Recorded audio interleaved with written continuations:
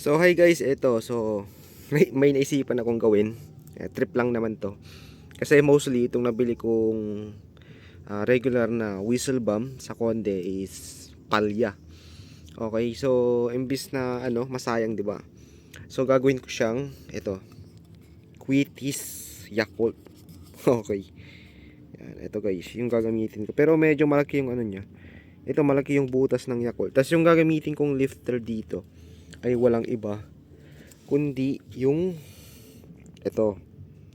Rebellia na big black quitis ng Rebellia. Kasi maganda yung kanyang yung kanyang lifter.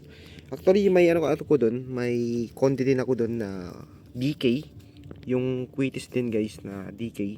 Pero ang dami ding pumapalya doon, pero itong Rebellia wala, kaya ito na lang. Tsaka maganda yung lipad nito, straight lang. Yung DK paliko, yung sa Conde. Yan. So ngayon syempre yung mga pulbura nito lalagay ko muna doon sa Yakult. And then mamaya papakita ko sa inyo. Kasi gagawin ko pa ng titingnan ko kung anong magagawa ko kasi hindi siya parang kulang siya ng konti. Ito tingnan nyo. Ayan. So ayan so parang maluwang ng konti, pero konti lang naman. Ayan, kita nyo ba? Konting-konti lang. Ayan.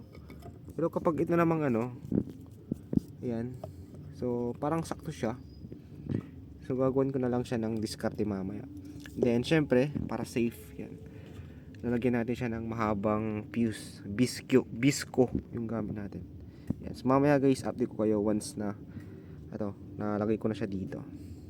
So ito guys, update tayo. Nalagay ko na yung 20 perasong whistle bomb na regular. Ito yung laman niya.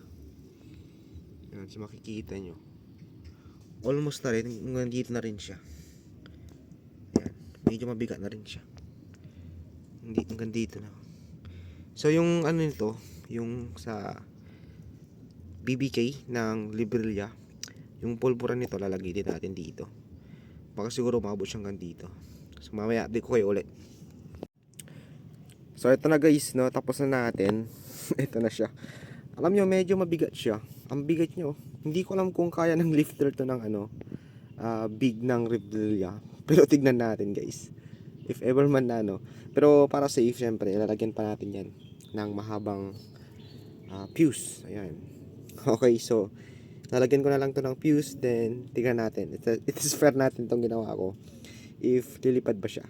Ayun bigat. Punong-puno kasi. Punong-puno siya. Pero kung pwede naman to alisin na lang yung lifter, tapos lagyan na lang ng yung whistle. So tingnan natin guys if mabubuhat ba niya. Tapos lagyan ko na rin siya ng stick. Tingnan natin. Solid din guys, ang bigat to. Ang bigat niya. Yan. Okay, so ito na guys, final result natin ang ng kinalabasan. Pero yan, nilagyan ko siya ng tape. Tapos ito yung kanyang stick. Ang haba na rin ng kanyang yung kanyang fuse. Sobrang haba. Okay, so test na natin to guys. Tingnan natin if lilipad ba or palpak. Let's go. Guys, ito na yung final sindihan natin. Patik! Malatan na. Alawi ni Jot, alawi. Alawi ka.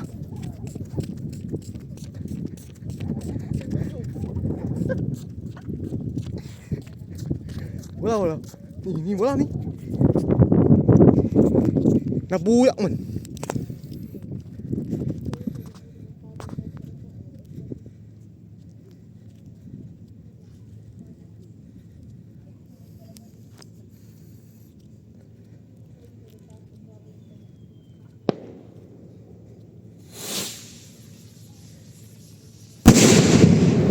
Pok ninang.